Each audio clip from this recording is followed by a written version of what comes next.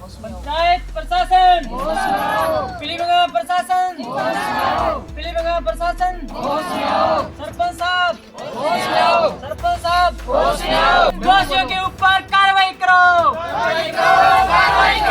दोषियों के ऊपर कार्रवाई करो, पंचायत प्रशासन मुर्दाबाद। हनुमानगढ़ जिले की पीलीभंगा तहसील की ग्राम पंचायत पंडितावाली में पिछले काफ़ी दिनों से ग्रामीण धरने पर बैठे हैं। उनका आरोप है कि यहाँ के जो सरपंच है उन्होंने यहाँ पर भूखंडों पर कब्जा करवाया हुआ है, अवैध रूप से पट्टे जारी किए गए हैं।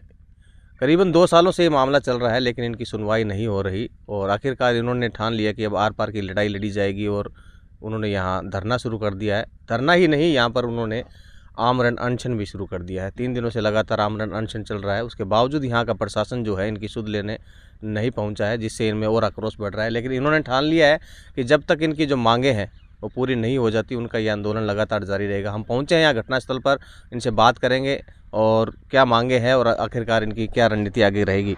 हाँ जी, आप बताएं, क्या मांगों को लेकर आप धरने पर बैठे हैं? आप बताएं। सर, हमारी मांगे हैं कि जो यहाँ पर जो सार्वजनिक प्लाट छोड़े गए हैं, उस प्लाटों के ऊपर जो अतिक्रमण करवा रखा है उसको जल्द खाली करवाया जाए और जो सिंचाई विभाग में जारी पट्टा है उसको निरस्त किया जाए। पट्टा जारी करने वाले जो भी कर्मचारी या अधिकारी या कोई पंचायत शासित जो राजनीति से जुड़ा हो, उन सभी पे कार्रवाई हो। सार्वजनिक प्लाट में तुरंत तारबंदी करके और लोहे के नोटिस बोर्ड लगाए जाए जिसके अंदर ग्राम पंचायत की अचल संपत्ति का विवरण लिखा हो। ये हमारी मांगे हैं और इन मांगों को लेकर के हम आज दिनांक 6 दिसंबर तक आमरण अनशन पर बैठे हैं 3 तारीख से, और अभी तक हमारे यहाँ कोई अधिकारी प्रशासनिक वगैरह नहीं आए। कितने समय से ये मामला चल रहा है? कब आपने उठाया था और कौन कौन लोग इसके अंदर शामिल है और क्या आपने थाने में भी मुकदमा दर्ज करवाया इनके खिलाफ?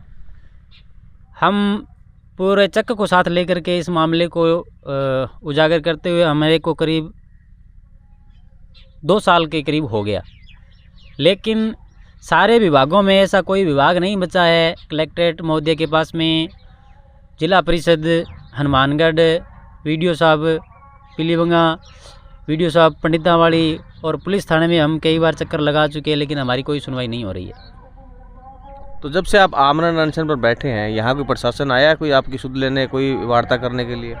मैं बताना चाहूँगा, इस धरना प्रदर्शन से पहले हमने सितंबर माह में ग्राम पंचायत मुख्यालय के आगे भी धरना लगाया था और वहाँ पर भी हमने 3 दिन तक आमरण अनशन किया था। लेकिन तहसीलदार महोदय और अतिरिक्त वीडियो श्रीमान हुक्म सिंह जी राठौड़, इन्होंने हमें लिखित में आश्वासन दिया था कि आपको ये जो भी शिकायत है हम इसका निस्तारण 1 महीने के अंदर कमेटी बना करके और इसकी जांच करवा देंगे। लेकिन 2 महीने बीत जाने के बाद मामला ठंडा पड़ गया, तो हमने ठाना भी ऐसे तो काम नहीं चलेगा, हम फिर धरने स्थल पर बैठ गए।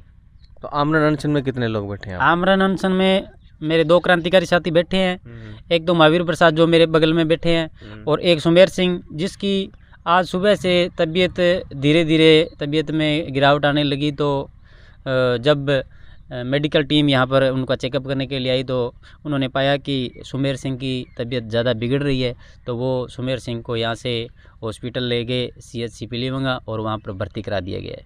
तो मेडिकल टीम को किसने अवगत करवाया था कि उनकी तबीयत खराब हो गई? आप तो कह रहे प्रशासन को कुछ इसके? मेडिकल टीम को मैंने ही फ़ोन करके कहा था अभी सुमेर सिंह की तबीयत ख़राब हो रही है, लेकिन वहाँ पर एम्बुलेंस अवेलेबल नहीं थी।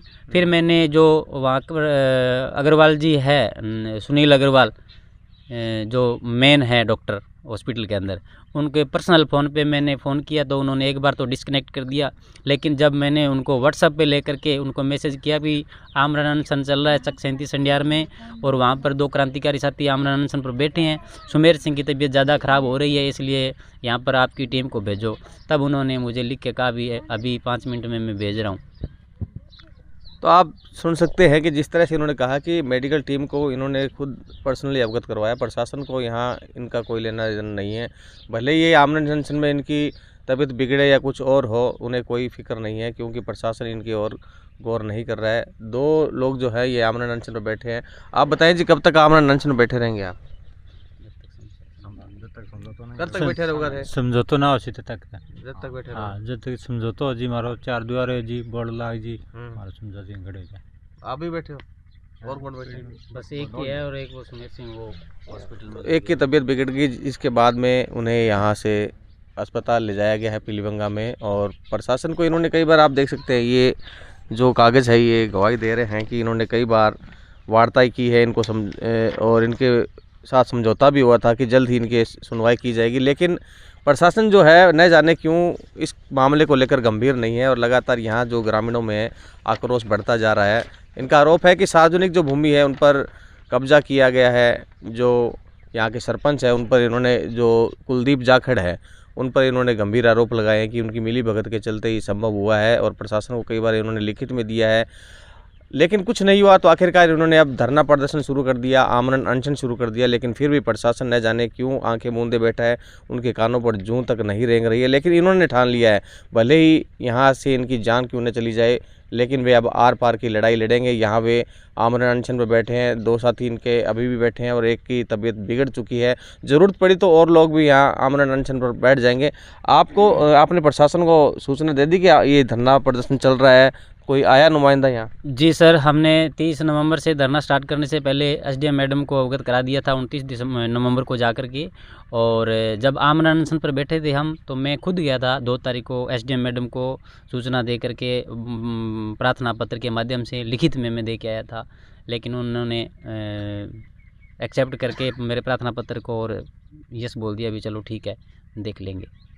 तो आप लोग कोई अपनी कोई पर्सनल लड़ाई तो नहीं, आप तो पूरे गांव की लड़ाई लड़ रहे हैं। एक भ्रष्टाचार नहीं, हमारी कोई पर्सनल लड़ाई नहीं है, ये सामाजिक लड़ाई है। क्योंकि इस चक को यहाँ पर ये पहले गैर आबादी क्षेत्र था, हमारे बुजुर्गों ने इसको जैसे तैसे करके चंदा करके भूखा रह करके जैसे भी करके इस चक को कन्वर्ट करवाया, आबादी क्षेत्र में मतलब इसका जो है विस्तार करवाया।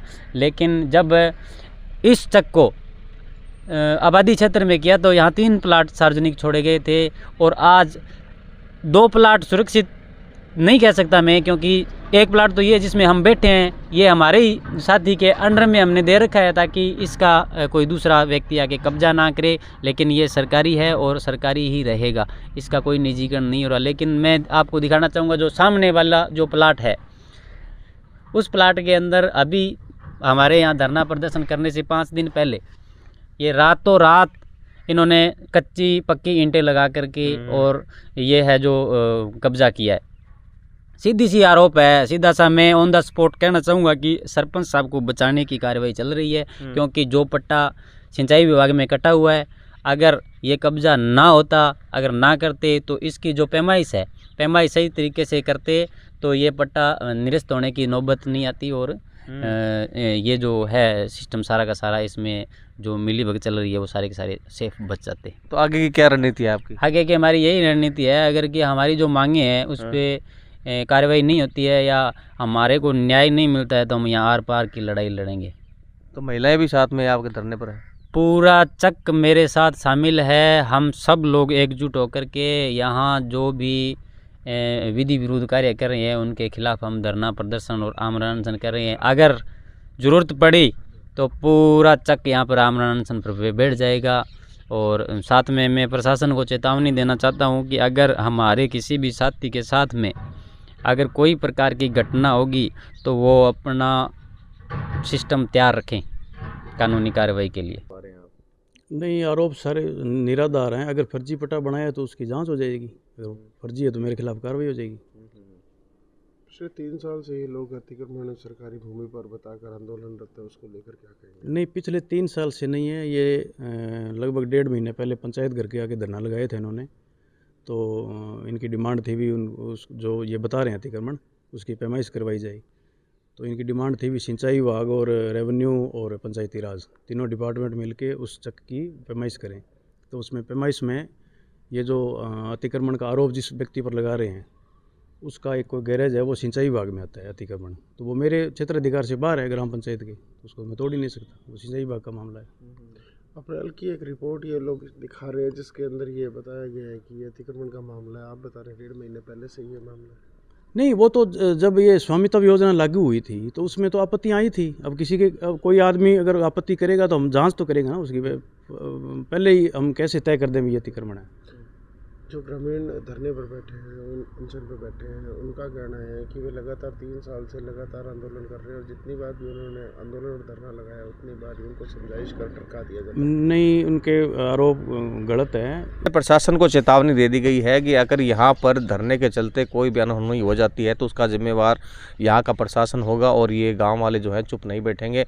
कई बार प्रशासन को यहाँ के जो जिला प्रशासन है उनको अवगत करवाया जा चुका है लेकिन सुनवाई नहीं हो रही है। इन्होंने सीधे तौर पे आरोप लगाया है यहाँ के जो सरपंच है कुलदीप जाखड़ उन पे कि उनको बचाने के प्रयास किए जा रहे हैं क्योंकि जो उनके समय के अंदर उनके कार्यकाल के अंदर जो पट्टे बनाए गए हैं जो सार्वजनिक भूमि के वो अवैध रूप से बनाए गए हैं, गलत तरीके से बनाए गए हैं। देखना होगा कि इनकी चेतावनी के बाद में जिला प्रशासन पर क्या असर होता है और कब तक इनकी सुनवाई होती है और जो इस मामले के अंदर जो आरोपी हैं उन पर क्या क्या कार्रवाई होती है। कैमरा पर्सन जाकिर के साथ गुलाम नबी, राजस्थान तक, हनुमानगढ़।